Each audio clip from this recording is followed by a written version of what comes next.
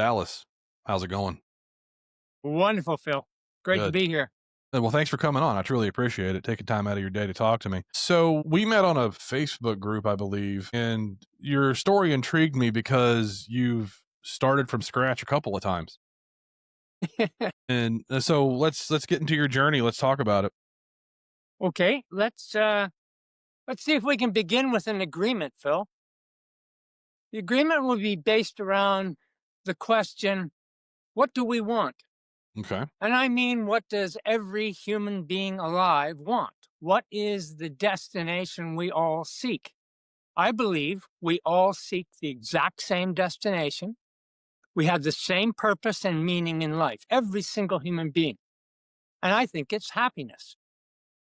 I can agree You with that. might Yeah. say it's a still heart, a calm mind, peace, whatever you want to call it. I'll just break it down to happiness. You ask any parent, in the final analysis, what do you want for your child?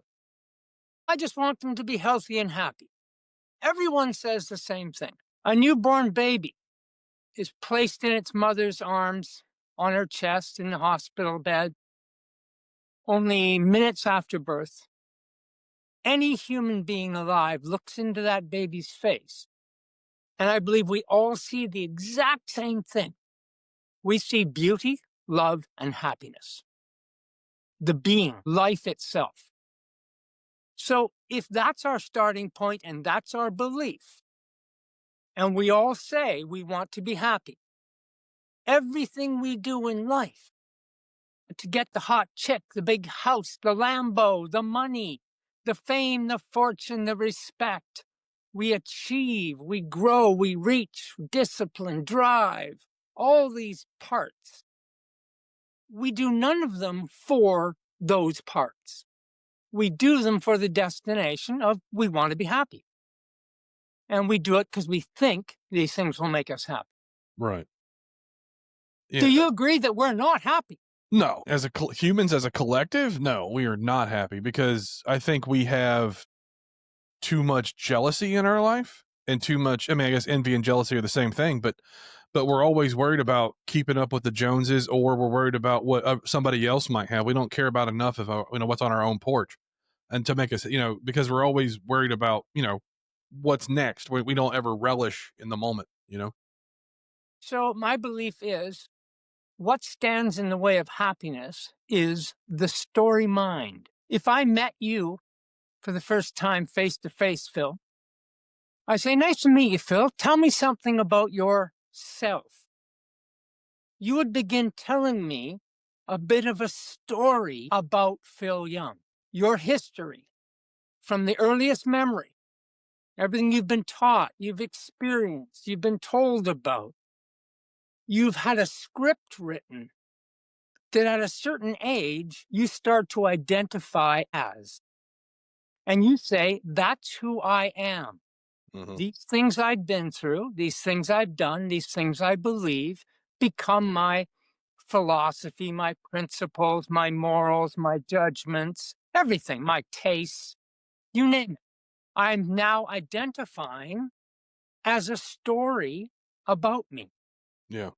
because we can only live because of yesterday. Everything we know comes from the past. Right. Every action I take now is based on what I've experienced. Yeah, well, Otherwise, I would just be a cell lying there on the floor doing nothing. yeah. Well, don't they? I think the saying is history is the greatest teacher. Or something like that. Something like that. Yeah. So. But we'll get to there, I think, because that's a really important quote you've just brought up. So each of us has this story, and we attach to this story. Like almost, I think, every human being, in the foundation of that story is fear and insecurity. Possibly the act of birth into the physical world lays that foundation, because what could not instill more fear and insecurity than a newborn human suddenly arriving into this? And maybe it's why every baby, as soon as they're taken from the womb, look the same. They go, Or they're crying. what are they doing? No, Yeah. they're Right. experiencing that shock. Yeah. So I really think there's an inlay there of fear and insecurity.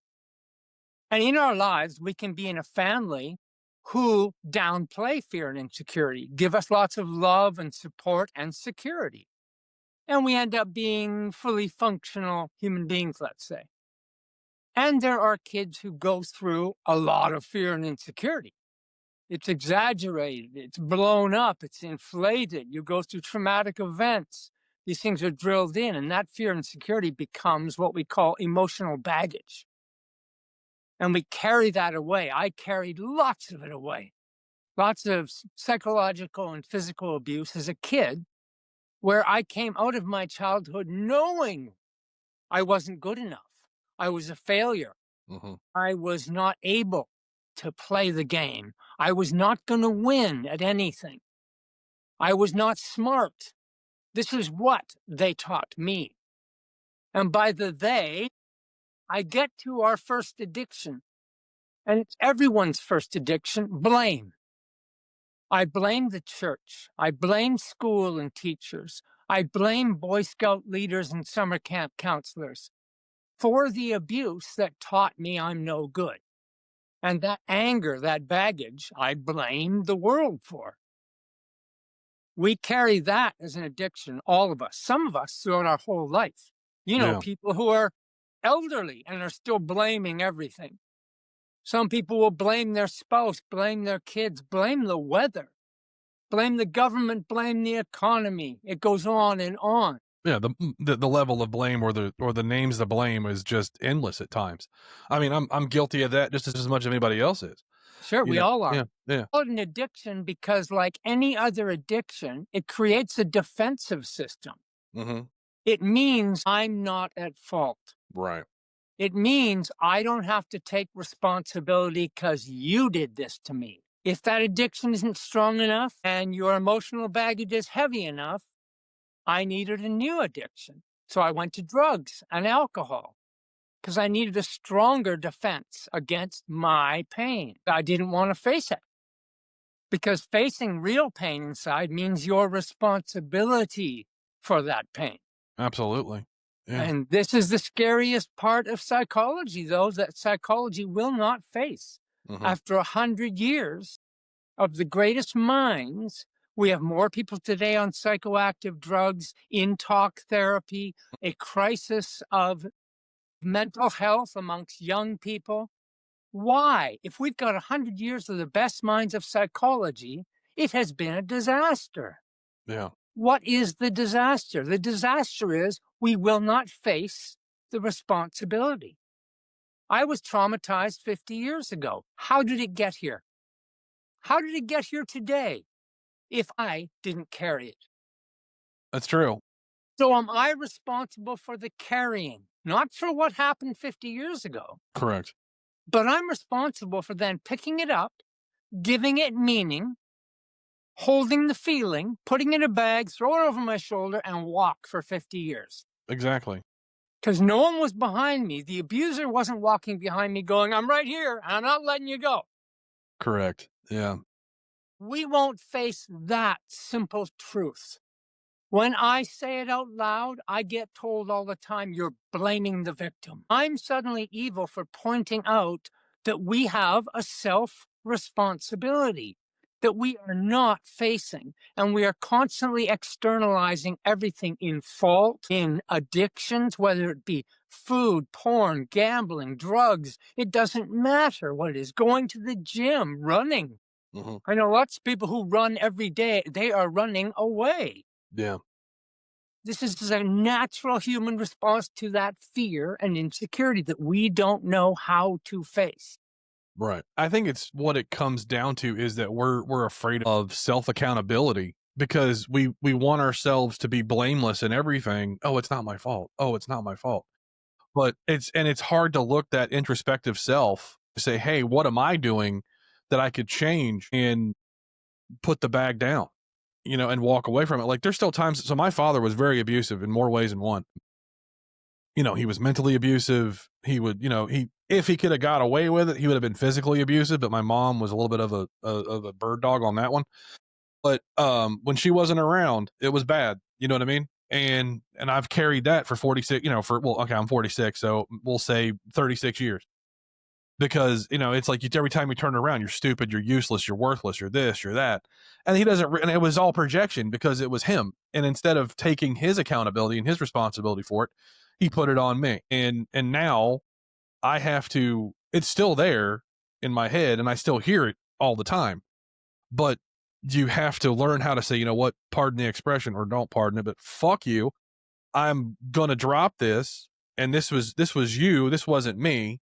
I blame my father because of what he did, but I have to find the route in my brain to let it go so it doesn't hold me back from being a full adult, And sometimes, Absolutely. yeah, and sometimes that's way easier said than done because, it's like, oh, it's in the back, it's in my brain. I'll get to it. I'll get to it. I'll get to it. And you just never wind up facing the music, so to speak, and learning how to, Because we yeah, believe our story. yeah, we do. Right. We believe our story is the truth. Right. So my story brought me to a partnership in a marriage with someone who was equally traumatized, angry, blame filled, Right. abusive, drug addicted, all the same parts. And of course, you enable. That's why you come together, because we're attracted to the thing we are. Makes And sense. as Yeah. soon as we see it reflected, we go, my tribe. Yeah. I love that new age lingo, the tribe. Yeah, exactly. So, we have a house together, we have cars, we have vacations, we have two beautiful children. A 25-year marriage from the outside looks normal. Right. But on the Looks like inside, normal life. What we don't know that goes on in our neighbors' homes. right. Exactly.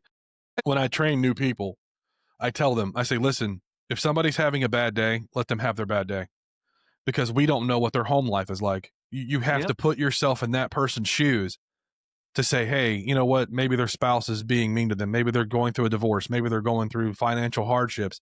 Let them have the bad day and just move on. But it's easier said than done sometimes because you get people that, you want to defend yourself, you want to do whatever, but it's also it's just looking at things from a different lens or a different perspective with people because people are very complex individuals. Like you have a story, I have a story, everybody's got one. And what has led us to this moment could be either beautiful or catastrophic. You never know. And so under the roof of that house, of course, is a hell, Hmm. a war zone, Right. an absolute storm that I would not wish on my worst enemy. Yeah. And when I look back at now, it's stunning Hmm. that I could have been that human being to do that and go there. Right. I get really lucky though. 4 months into the big cough, I mean pandemic, we own a restaurant together. Hmm. That's our business, Oh, and of course, restaurants and bars were done. flattened Yeah. by the big cough. And so, 4 months into it, I wake up one morning with cancer. This Shit. is the best day of my life, as it turns out. In exactly 12 months to the day, July 1st, 21, I guess that is, to July 1st, 22, I go through cancer, surgery, treatment, arrive home, my wife and I separate. I lose the house, the business, my family in any way you can imagine. I wake up a year to the day exactly, alone, broken, suicidal, and alcoholic. That's the best year of my life. Why? Because any one of those can be a traumatic event that destroys people. Just any one of those six events. Yeah. Yeah. Having all six happen in 12 months is an absolute godsend because there was no time to say, oh my God, what a horrible storm. It was just grab the gunnels, hold on to the raft, let's get to shore. Wow. That's a saving Hmm. because I think most trauma is the ingestion of it, the digestion of it, the Hmm. taking it deep within so that it really scars and holds on to you. When something happens so fast and powerfully, there's no time to rationalize, draw it in, emotionalize it. You just have to keep going or you're dead. Right. It's actually a good thing, I think, now. Yeah. But it burned down the story. Right. The whole entire story of me was burned to the ground. There Mhm. was not a shred there was nothing to rebuild. People go, "You rebuilt your life." I say now, "No, I didn't rebuild my life because there was nothing to rebuild from." Yeah. So you have a choice that starts to come to you. And for me, I think it's a door opens, lights go on. You see a different life, one you could not see because the story blinds us to who is behind the story. When I said I meet Phil and I say, "Phil, tell me something about yourself." And I said, "What you do is start telling me a story about yourself. It's not you, it's about you." In fact, we don't write our stories. They're written for us by parents, by teachers, by our first boss, by our lovers, our friends, our family. It's a script that we follow, but we didn't even write it. That's why this baggage exists in it, because we don't own it. Right. That's why it's so hard to put your bags down, because you don't really take responsibility for them. Why? Because they're not yours. Our mind has fooled us to believe the story. So I get lucky over and over again. Yeah. I'm making dinner one night 4 months later, and I'm finally trying to put down the bottle. And a man on a podcast says one line, and it drops me to my knees and changes my entire life from that moment. And I know that's Hollywood. I never believed this shit about hit by a bolt of lightning, these sudden moments. Never believed it in my life. And it happened to me. What was the line? The line was, "Show me yesterday." That's all. My brain, my rational brain, said, "Hold it a second. I am yesterday. My whole life is my history, my story. Where is it?" Phil, could you just go over to your yesterday filing cabinet and pull yesterday out and show me? Would you mind doing that? I can't do it either. So, what is this thing that we call our history that we're going to learn from and believe in? We don't learn from it.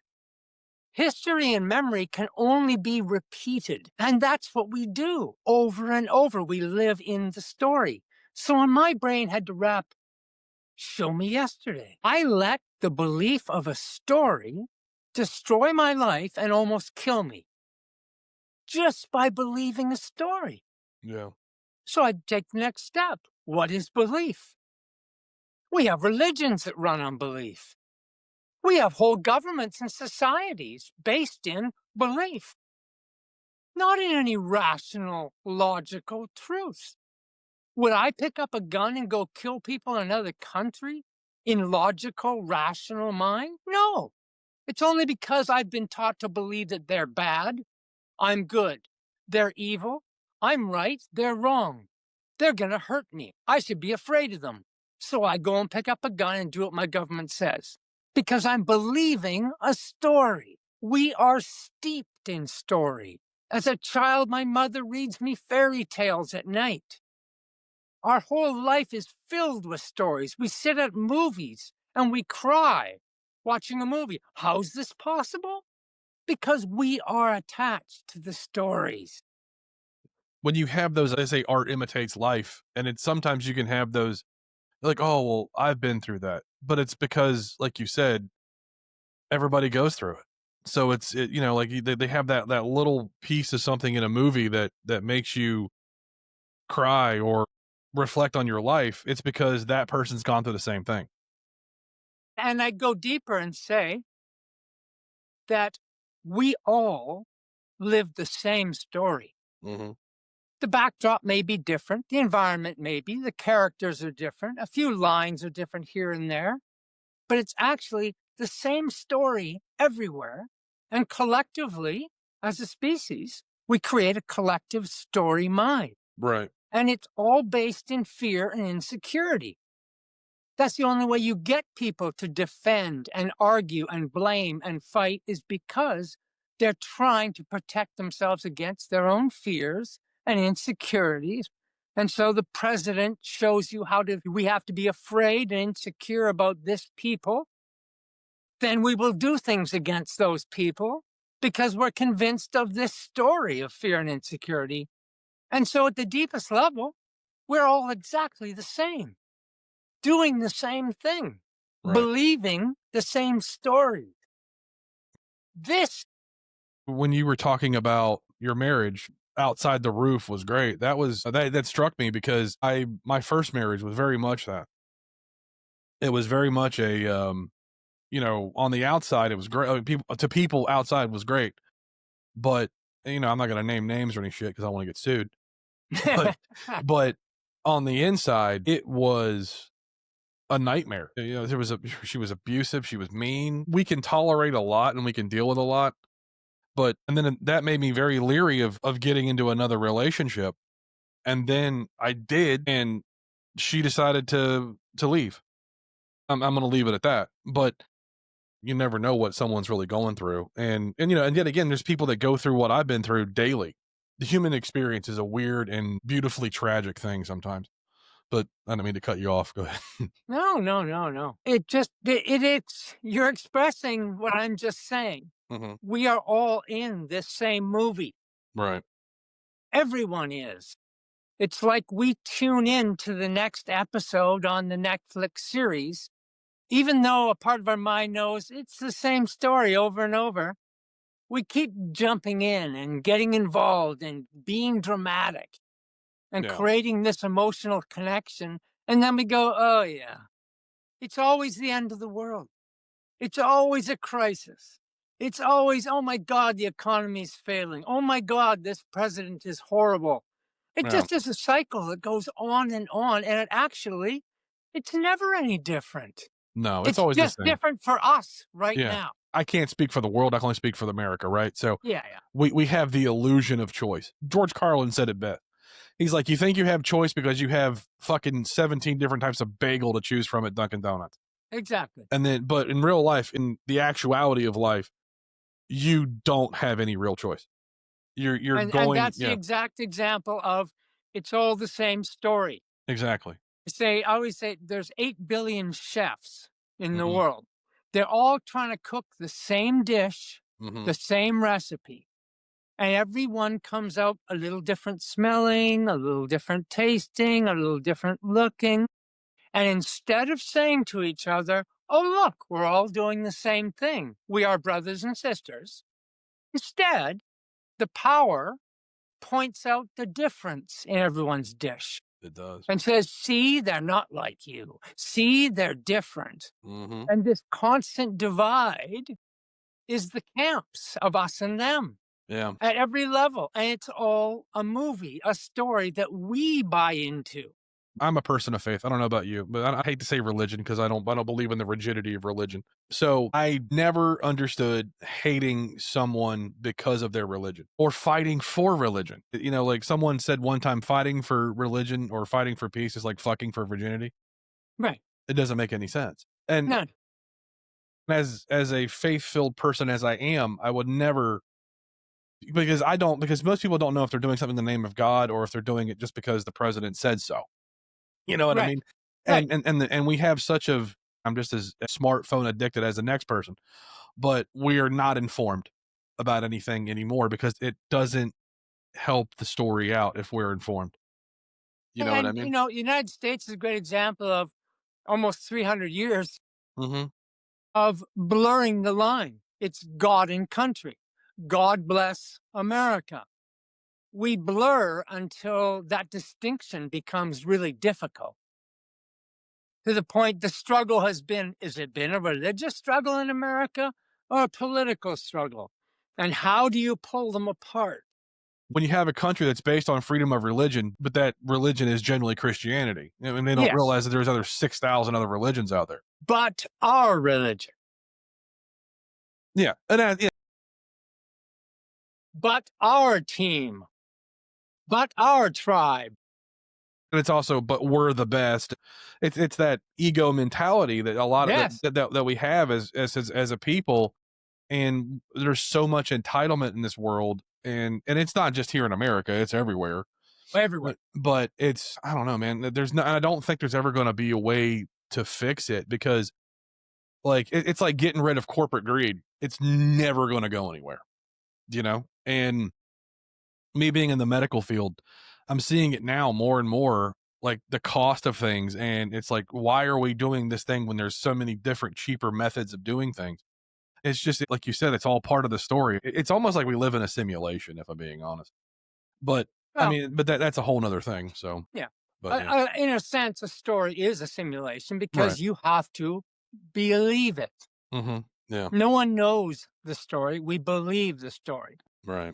Example, I drank every day at the same pub for 10 years. Every day after work, I would go there and meet a friend, Hmm. drinking buddy, Right. and we would sit there and drink. I came to my life collapse Hmm. and he came to his. His was go to the street, to fentanyl. He's one of God. those zombies, bent over, homeless, standing Huh? there on a street corner, right? Yeah.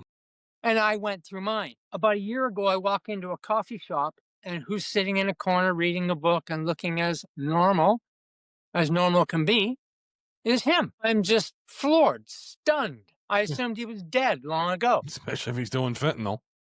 So I go over and it's, quote unquote, what's the story?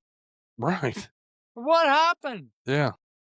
And he said, well, I don't really remember life on the street, as you can imagine. It's all Yeah. fog. Hmm. But he began to hear a street preacher and he began to connect with some of the words. Hmm. And then he began to follow him to a meeting Hmm. and listen. And then they found him a place to live. They found him a job. He got his act together, his disorders, his psychological diagnoses evaporated. His addiction went away. He's living a healthy, happy life. And he would say, Jesus saved me. This is not an uncommon story. Hmm. Yeah. He and I talked for a while, Hmm. and we both realized, we both had an aha moment that we both had a horrible story that we believed was so true it almost killed each of us. Hmm. He found a better story to believe in. That's the difference. Was it God? Was it Jesus? Was it a story that accepted him, said he's loved and supported and cared for? Right. Was it the human story? Outside of the story of pain and anger and frustration and all these parts that we talk about that get in the way of happiness, is that not religion's core? I always say that the greatest line to me from the Hmm. Bible Yeah. is the disciples coming to Jesus and saying, how do we reach this level of how do we succeed like you? How do we get as good as you?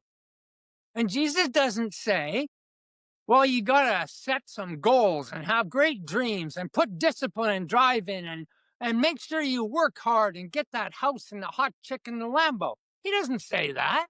No, not at all. What does he say to them? He Yeah. says, you are the light of the world. Correct. Yeah. He says, you are it. Hmm. So it is this belief in the story outside of that simple equation that causes all the trouble. Our attachment to the discipline, the drive, the success, the dreams, the goals, the house, the chick, the car, that is the problem. Right. That is the externalizing our fear and insecurity that it will be medicated by achieving those things. And so we get lost on this journey and we forget that little baby's face. Hmm. My mother died 6 months ago. 2 hours before she died, I looked into her face and what do I see? Same as the baby. I see love and beauty, and I've got happiness in my heart for her life, not for her death, not a sadness. Hmm. The beginning of life and the end of life That light of the world is in us. And in between, we covered up with a story that we believe is life. So, in a sense, we fall into the illusion of what our life is. And so many people, as they come to the end of life, what happens to the vast majority of the elderly? You'll hear the same thing. All these things they thought were so important suddenly aren't so important. They start simplifying everything of their real happiness is just, I want more time with my family, with friends. What is it? The light, the beauty, the love. It is so simple. And yet we get caught in this complication of this massive movie. And we're on stage reading our script. And the director is our ego, this voice in our heads telling us what's wrong with us, why we keep screwing up, and keeps us embedded to the story. I would wake up in the morning, pour myself a mug of coffee, and accidentally drop it, smashes on the floor. And a voice shows up in my head and goes, "You idiot! You dumbass! You're always doing that." Exactly. What is that? That is the story mind and the ego's voice keeping you trapped on stage because it doesn't want you to see the light. Because if you saw the light, you wouldn't need the story, you wouldn't need the ego. You would just be the beauty, love, and happiness that all religions purport to back. It's just been forever a simple story of the light. Yeah. And we have filled it with this drama Well, because of fear and insecurity. well, and I think you do have a certain group of people that really feed on the tangible things in life, and I don't mean tangible in a good way. I mean it's the the shiny object syndrome. You know, it's like they feel that things make them happy. They feel that things will fill that void in their soul. You know, and to me, that's just consumerism. I think is the word I want to use for that. And But that's an education of what I call externalitis. right. It's a disease. From the time you were a little kid, Hmm. when Phil got up and walked for the first time, what happened? Hey, look at Phil. Wow, way to go. Oh, my kids, look how good he is. Phil's on his way to grade one. Yeah, here goes Phil. He's going to school. He's a Right. smart boy. He passed a test. He's going on to high school. He's graduating. He's going to college. It is a constant externalizing of achievement that teaches us life is out there. Yeah.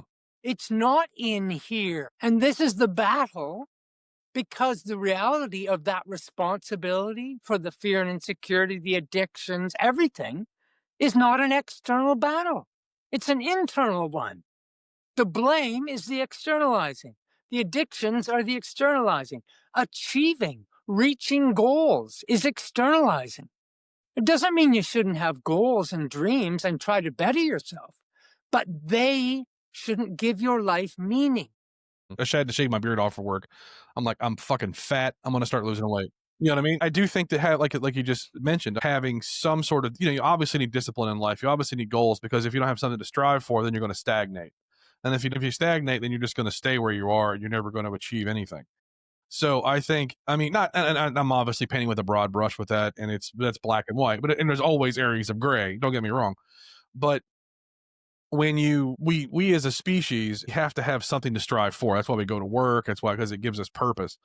But I think that once you get into this realm of always, never taking time to reflect and always trying to see the next achievement is where that hustle mentality kind of gets in the way of your happiness and love and the things that are truly tangible in life, instead of just, yeah, I can go to work and do a good job and get praise from my doctors that I work with or from my boss. But me making my girlfriend happy or doing something nice for my mom or is far more important and far more exceeds anything other than anything vocationally or whatever, you know what I mean? But I think that we have sometimes some people in this life will get tunnel vision on what truly makes them happy. And it's usually the people that are around you, the people that you love. It's not things, it's not money, it's not like you said, the hot chick and the Lambo. Yeah, but So, I think we live, all of mhm. us live in a culture Of course. that teaches us constantly that that thing will make us happy. Of course. That's where corporatism and consumerism comes in. You know, Yeah, it's like we always think that this new bauble is gonna make us happy, and it usually doesn't. And just you're like, "Oh, once you get your 15 minutes of joy out of it, it's done, and it sits on the shelf and collects dust." yeah. The story, the game is always the next shiny object. Yeah, exactly. And that's, I mean, Amazon survives because of the next shiny object Yeah. alone. I wanted to ask you because you brought it up earlier. May I ask what type of cancer you had? Trying to think of the name. Squamous cell. Squamous cell. Okay. Yeah, yeah, So you had neck cancer. yeah. I Wow. literally went to sleep Uh-huh. on a Thursday night, June 31st. Fine. Not a sniffle, not a cold, not a problem. I woke up the next morning with a golf ball sticking out of my neck. Just one night. Yeah. And because of that, it's amazing. My brain went, you know what's going on here Yeah. because there is no connection. Mhm. You didn't have a cold. You didn't have a sore throat. You didn't have a muscle tear. You didn't have Twitch, nothing. nothing. Yeah. It's Wow. just suddenly there. Yeah. So, I'm just freaking out. Of course. I go to a clinic within 5 days, Mhm. and there's a young doctor there. I got real lucky. A young doctor from the big city. I'm in a small town. And he's there doing early training. They push them out into smaller towns and then bring them back when they. Mhm. Anyway, he looks at it and goes, well, okay, it could be an infection, jaw, tooth. This is not totally uncommon. We're going to do a cycle of Yeah. antibiotics. Right. And sure enough, 10-day cycle. By day 10, it's nothing there. And wow, what a relief. Right. And then all of a sudden, I remember his voice, and it said, but don't leave this just to this possibility. Keep an eye on things. And sure enough, the next day, the phone rings and goes, that ultrasound, we're not sure what we're seeing. They did an ultrasound on my neck. Right. And then sure enough, the journey began. And you have that moment you walk into the office and they go, test came back positive. Mhm. It's cancer. And so you go through that hell, Yeah. driving home alone and going, you're in such shock, you don't feel anything. Yeah. You're really numb at that moment. My dad, my brother, my uncles, my aunts all had some form of cancer. It killed my father. My uncle, my aunt, and my brother was able to beat it, but something got him. I'm not close with my siblings at all. Yeah. So with him, he was a heavy smoker and whatever. So who knows? But it's a horrible disease to go through. And my father was a big guy. He was 6 foot 300 pounds, and he had lymphoma, and he was diagnosed in October of 92 or November of 92, something like that, and was dead in May of 93. So it Yeah. just burned right through him. And Oh, yeah. so Yeah. it takes a level of fortitude to be able to do that by yourself. And that's amazing. It's awe Well, inspiring. I really diminish that idea Hmm. in my case. I don't think it was fortitude. It was so fast. It was such a storm. There was no time, So you just like I think it. said earlier, to Hmm. really consume it. Hmm. It just went kaboom. Right. Yeah. It's basically you have to hit the ground running on that and just start figuring it Yeah. out. It's funny, I would go to the cancer clinic for Mm. treatment every day. Yeah. And everyone would be, oh, I'm stage this. Oh, I'm stage that. All different kinds of cancers and stages. Right. And I would walk around going, why do I have stage envy? They didn't give me a stage. What's going on here?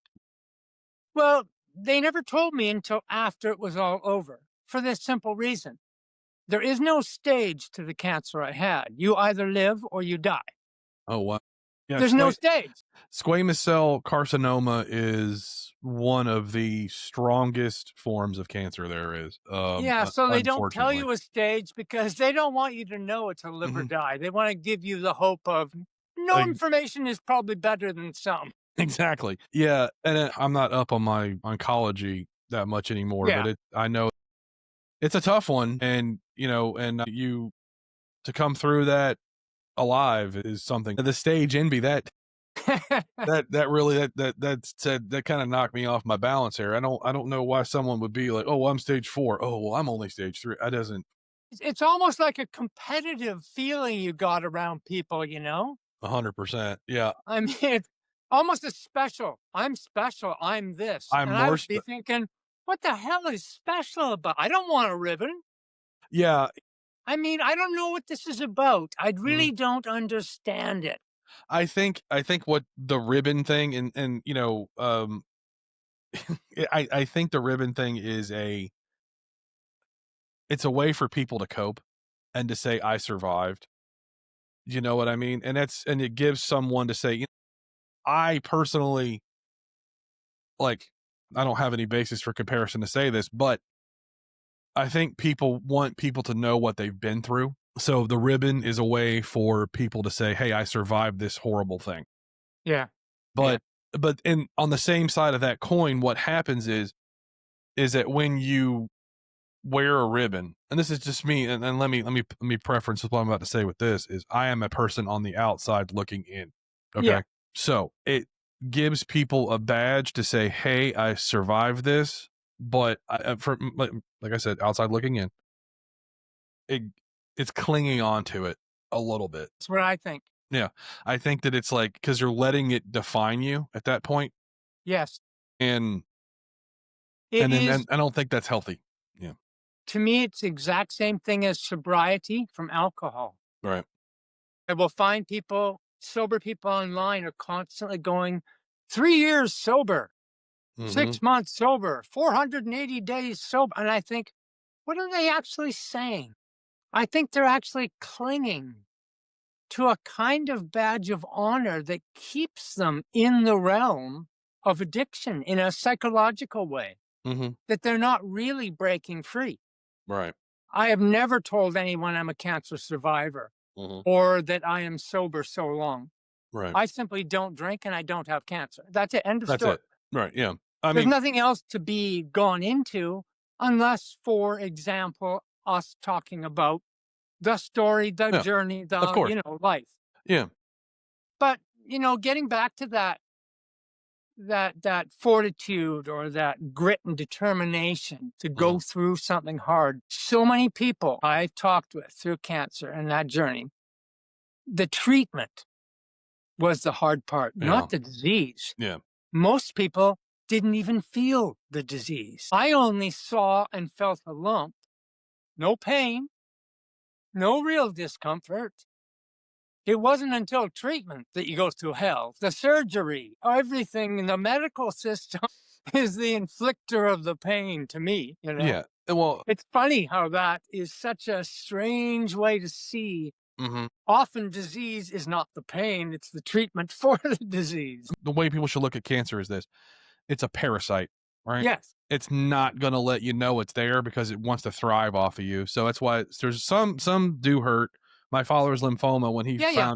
when he Yeah, found yeah. out he just had a sore throat for like 3 months. No antibiotic touched it, nothing. And then he got a node right here. And then they took it out and like lymphoma. Then they found one the size of a grapefruit in his groin. And then there you go. There was someone incredibly close to me now who went through radiation last year, and the disease is a walk in the park compared to the treatment. And like one of the side effects of chemotherapy is lymphoma, Yes. and it's like that doesn't make any sense. How Right. how can the cure cause the disease? There's a great possibility that sometime in the future we're going to look back and go, "What were we thinking?" What the fuck were we thinking? But Like, that's so is the but progress of yeah, but life. and that's the whole hindsight is 2020. Unfortunately, I'm not in the pharmaceutical industry, so I don't know. But I mean, I also know that this is where I want to get a little conspiracy theory. Companies don't profit from cures; they profit from disease, and they profit from treatment. So and from the continuation of the story. And if we are kept in that story, we will keep shopping and buying and doing and treating and therapying and you name it. And consuming and doing everything that we do as humans because we want the shiny toy that our neighbor doesn't have. Absolutely. And they're often leaning on your fear and insecurity. Well, like right now with everything going on overseas and, Yeah, all this stuff, it's like I had a conversation with someone at work today. I said, "I don't care what they do." But I also, I mean, I don't want anybody to die, right. but I also don't give a shit because I mean, I don't know how anything over there truly, obviously, it can affect us in ways that I'm not seeing. But I also think that it's like that they've been doing what they've been doing for thousands, if not hundreds of thousands of years. I mean, if there's peace, great. I'm not going to hold my breath. But, but my point is that I think we focus too much exteriorly and we don't focus interiorly at all. Hey, Phil, I'm in Canada. You have no idea the number of Canadians who get so emotionally upset about Donald Trump. Yeah, And it's I TDS. think, why would you attach to someone of a different country as if they were the one beating Thank on you. your life? Yeah, thank you. It's crazy. It is absolute craziness.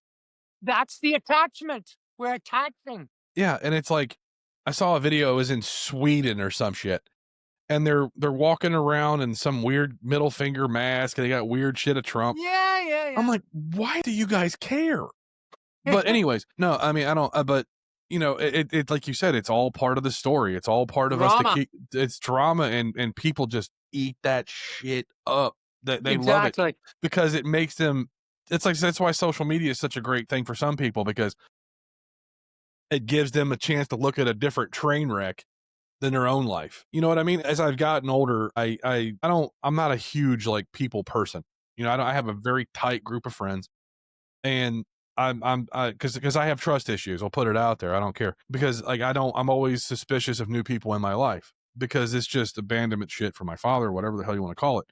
But as I've gotten older and my girlfriend has kind of gotten me to the point to where I can start to see how I can like, okay, this person's not so bad, let them in a little bit. But I totally forgot where I was going with that. Our attachment to the drama. Yeah, yeah, and it's so because like I think that when we see other people, and I think it all just kind of circles back to jealousy. Like we think that someone's gonna have something that we don't, and instead of realizing what we already have. And I think with what you've been through with having a very life threatening disease will put things into perspective for you. And because it's like you realize that life is a precious gift and you don't want to waste it on chasing what is it falsities. That's why I believe in my life that truth is paramount to all things to me. So that's why I started this show, was so I could figure out what to get your perspective on life, to get other people's perspectives, because I think if we can learn from one another, we can continue that story on. You know what I mean? And hopefully, and not to say the story is always good, but sometimes it can be. Yeah. If you are conscious of your story, Mhm. Right. we live rather subconsciously. Mhm. Habit and routine is just automatic subconscious behavior. Mhm. When I started to build a new life, as it were, I did things to say I need to be awake because I wasn't living awake. I was living subconsciously. I Correct. call it sleepwaking, not sleepwalking, I like that. You should put that on a shirt. because I'd walk to the fridge and eat Mhm. all sorts of crap without thinking about what I'm eating and what it does to my body. Right. I'd sit down and watch junk or social media scrolling for hours and not think and be in attention of what I'm doing. So I did little things. I've still got a sticky note on my TV screen over here, and the Mhm. sticky note says, "Get off your ass." I like it. It's the TV talking to me, Mhm. saying, "Hey, I see you sitting there. You don't want to be sitting there too long." No. It's a sticky note on the fridge, and it says, "What are you about to eat?" Yeah. To wake me up when I get there so I make a better choice. And I think a lot of life is being awake because it's so easy to sleep. And the story mind becomes so automatic, it becomes so routine that we forget we're living there. So on Thursday evening, Phil drives home from work after a really hard day at the hospital, Hmm. and he's exhausted. He walks into the house, slaps his keys down on the kitchen counter, and the sound of the keys wakes Phil up. And Phil's brain suddenly goes, I don't remember driving home. I don't remember a single stoplight, a car, anything about it. How is this possible? Because we can live in our stories so deeply that we can do it fairly safely.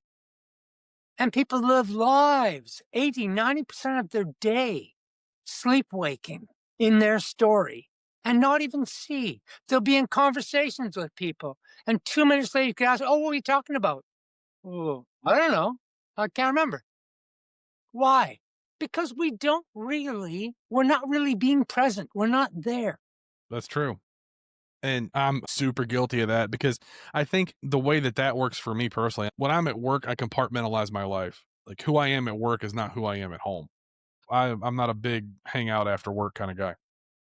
But that what you just said about I can't tell you how many times in my life that I would be driving like, how did I even get here?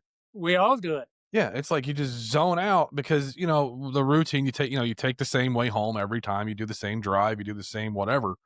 So you're just like, and then the next thing you know, like you said, the slapping down of the keys just wakes you out of it. And you're like, how did I get home? Yeah, Yeah. it's very common. So, one of the things I had to do, I call myself a 16-hour coach. Okay. And people go, what, you going to fix somebody in 16 hours? What does that mean? And it means this when I had to try and figure my life out and it had been burned to the ground, I had to say, okay, what have I got in time? If a day is 24 hours and I sleep 8 hours, I'm actually conscious and awake for 16 hours. Hmm. I put that into a position of that's our whole life. You will never, ever have a life outside of that 16-hour chunk if you sleep for 8 hours. All of us only have one day to live. If in this one day, could I go for a walk for 30 minutes just to get some air in my lungs and good physical behavior? 30 minutes out of 16 hours. Yeah, I could probably do that. I said, well, okay, could I spend my eating time today paying attention to what I'm eating and eat a little better for my body and mind? Yeah, I guess in one day I could do that for one day. So, could I call someone I love and tell them I love them? One person, one day. Yeah, I could do that. Could I offer some help to a friend? Yeah, I could probably do that. Could I put in 4 to 6 hours of real attention in my job to keep a roof over my head and clothes on my back and food in my belly and look after my kids or whatever? In one day, I can probably do that.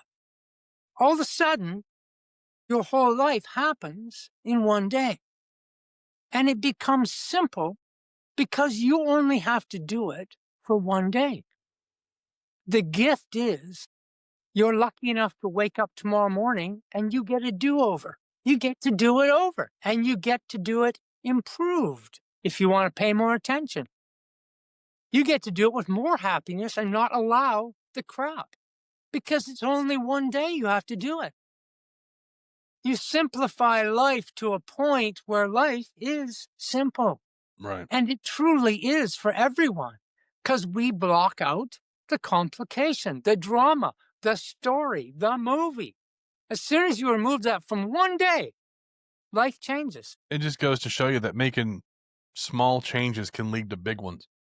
Everything. Yeah, that's what I did. I started looking at what I was eating or how much I was, and now I'm going to use this weight loss shit as an example. Sure. Well, it's a good example. And so I started paying more attention to what I was putting in my body. Started actually, like getting serious about exercise. And I have a gym in my home and a sauna and all that. So it's like I started doing that. I do the sauna 3 days a week, work out 4 days a week, walk at least a mile every morning. This is just what I need to do to make myself feel better. And I think if more people had the mindset that you have, of just making small changes to start and then just continuing on and be so much happier in life. I mean, it's if listen, there's no one size fits all for anybody, especially No, in life. You know what no. I mean? Not everything's going to work for everyone, but I But think the one day rule is true for every living being. I completely agree because it doesn't hurt to at least put some effort in and see. You know, So the psychology is not, I'm going to be 30 pounds lighter in 6 months right? when I get there. The Exactly. psychology is today, I Hmm. will eat better and make my body move Hmm. just for today. Hmm. If you can put yourself in that psychology, Hmm. that 6 months will be here in no time It'll fly right by. I mean, I've because been. you're not trying to get somewhere, Mhm. you're being something different now. It's being in the present instead of worrying about the future. Exactly. You don't control tomorrow, it takes No, care of itself. tomorrow will get here when it gets here. You can only live in the moment that you're living in. You can't go back. You can't go forward. You have to be where you are and be present in the present. I can read your future because you're doing it right now. It's the only future you have is what you're doing at this moment. Correct. Everything else is I'm gonna. I Mhm. was a gonna monster. I was gonna diet. I was gonna exercise. I was Yeah. gonna start a business. I was gonna be a better husband and father. I was Mhm. gonna quit drinking. Right. I was gonna throughout 50 years of gonna monster. And Only lots of people live in it, and that's this future. I'm gonna. Oh, I'm gonna. I'm Just gonna get watch there one. me. Yeah, and that's the thing is like usually when you talk about something is when you don't do it. I've noticed that a lot. Like people that say they're always going to do something, they're always going to That's start. because the story ego deception goes, you're right. Sit down, enjoy the burger. Tomorrow you can Yeah. start. Mhm. You're okay. I'm behind you. I'm Right. on your team. And you feel good Mhm. Yeah. because I'm gonna. Right. So it's okay. It's like a mini success. Yeah, well, there's two things that I think that kill human motivation: ego and complacency.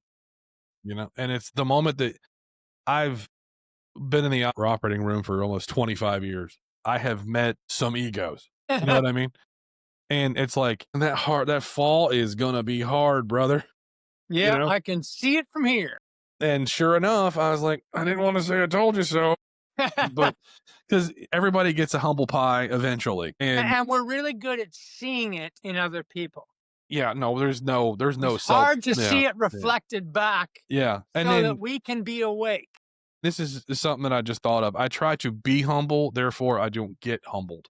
Right. I do not think highly of myself, and that is because of past trauma. But I know that I am a good person because I know I'll help anybody if I can, whatever. You know what I mean? But yeah, And you can only have that humility hmm, if you're awake and present. correct.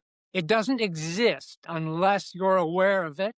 Hmm. And to be aware, you have to be awake. Yeah, of And course, out of that routine and habitual behavior that makes you complacent. exactly. Yeah, I see people walking around all the time, and they just think of in their phones or Oh yeah. their. Oh, Oh it's yeah. like like this afternoon I was at work and the kid in front of me in the elevator. I'm like, dude, door's open. Can you please go? You know, I know. and it's Oh yeah. and some people say that we need to worry about the zombie apocalypse, but it's kind of already on us. A So I'm lot. I'm noticing some books behind you. Did you? I see one with you on it, so I take it you wrote that one. Yeah, all four of these. The first one was about cancer. I called it Cancer Combat. Okay, I like it. Okay. But that was a mental state Mm-hmm. of fighting. Right. I no longer believe that because I have the radical belief that I gave myself cancer. Explain that one. I am the one who carried the trauma. Mm-hmm. I am the one who practiced worry, anxiety, anger, blame, grief, all these emotions, all these worries that disrupt our cellular energy in the body. I'm the one who ate junk food, drank alcohol every day, did drugs, which disrupts the cellular energy of the body. Mm-hmm. I am the one who got a bout of depression 6 months before cancer. And I now believe depression is not an illness. It is a call from your nervous system. It suppresses all your feeling and it's telling you you need to deal with this or else. Yeah. There will be a more strong physical expression. I didn't deal with it. Cancer was the next wake up call. A strong physical expression. Some people it's obesity, some people it's diabetes, some people it's heart disease. I believe all these things are epigenetic, inflicted by lifestyle, by emotional and physical abuse of ourselves. I thoroughly believe this now.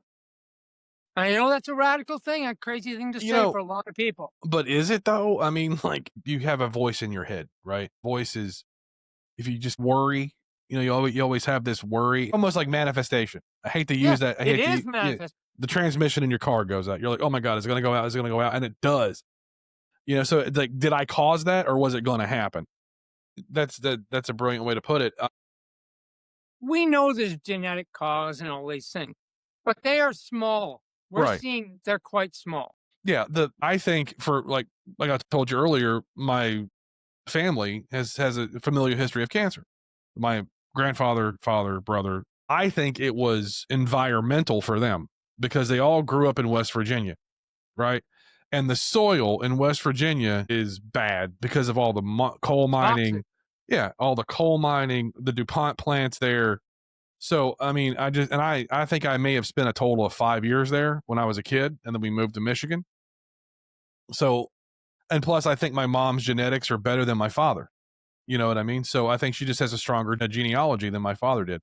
So that's just why I'm being healthy now, eating right, exercising, and trying to control my diet and trying to eat as clean as I can. Yeah. We know there's multiple factors, and I'm not trying to pretend it's just mental.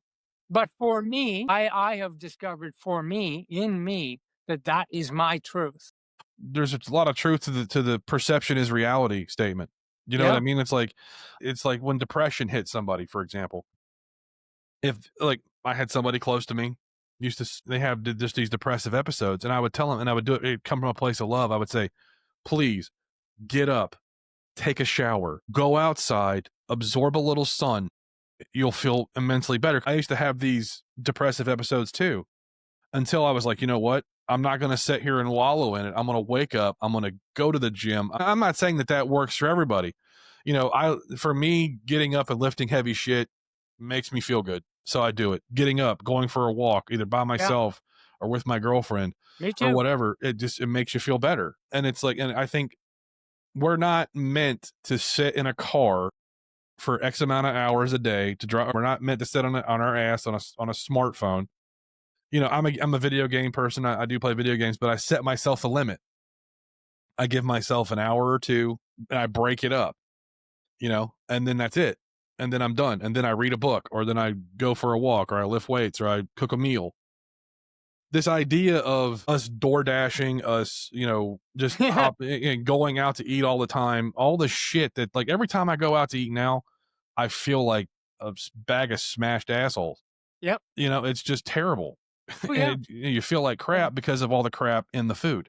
The cleaner you become, the more you experience how dirty the rest of it is. You know It what I mean? is. Yeah. And it's, like, and I don't know if it's done by design to make us feel like crap, but it's also that's, Well, yeah, okay, I'm not going there. but I think, I mean, if we're being honest, it probably is because Oh the food boy, is highly addictive. boy. I can't tell you the last time I've eaten McDonald's because I went and got it for a loved one time, and I was on a kick of not eating any fast food. The smell that came out of that bag, it was like I couldn't describe. I'm like, this. She's gonna eat this. I I'm know. like, like, how do you do that? And I ever know. since then, I have not touched that type of fast food.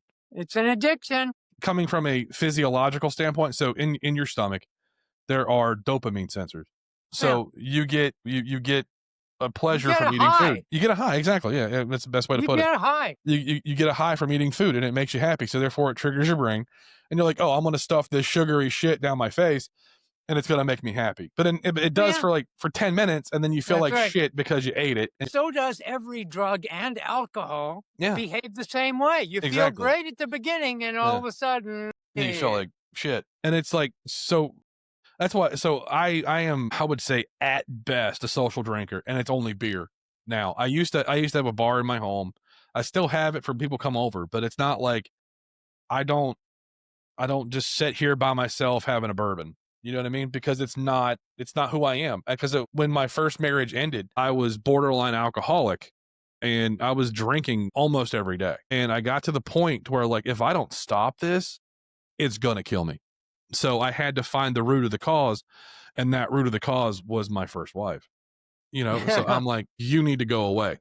No, the cause was your reaction to your first wife. Could be. I mean, it could You are also. always responsible for Phil.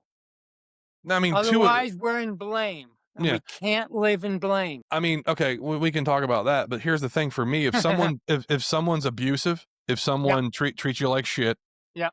and you have trauma from your background, who like I blame me for everything. My Why aren't you in the relationship today? Why aren't you still with her? one, like I was just about to say, she's abusive, and I it know. was very much, I just couldn't do it anymore because I was blaming myself too much. So I was like, oh, it's not her fault, it's my fault, but it was her fault. You know what I mean?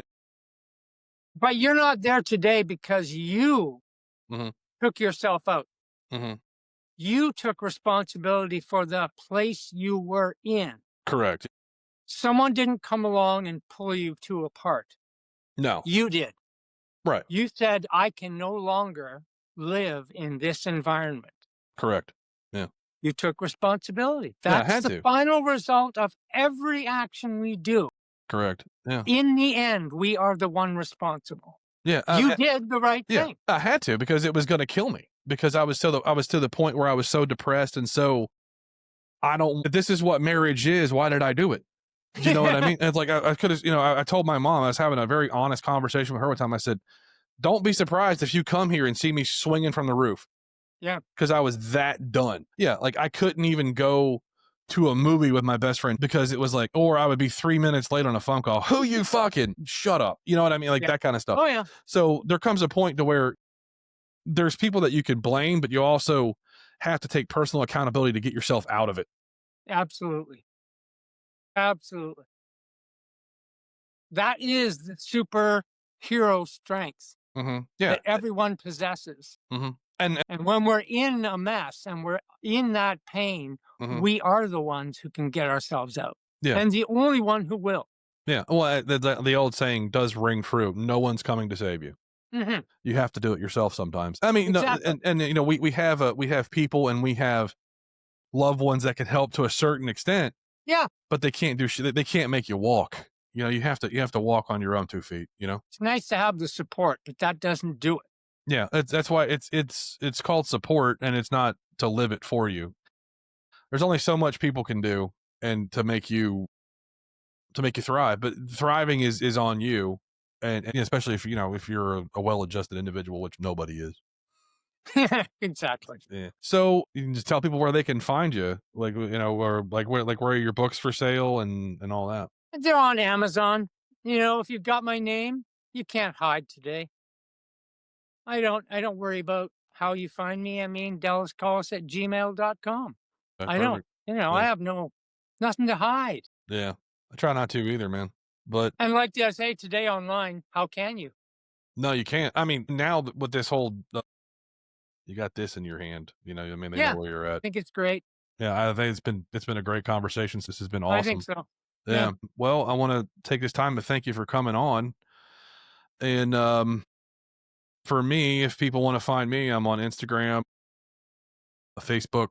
You can watch the show on YouTube, Rumble, and Spotify. And if you like what you're hearing, give me a like or a comment or a subscribe. Appreciate you coming on, Dallas. Thank you, Phil. Appreciate you for doing this work.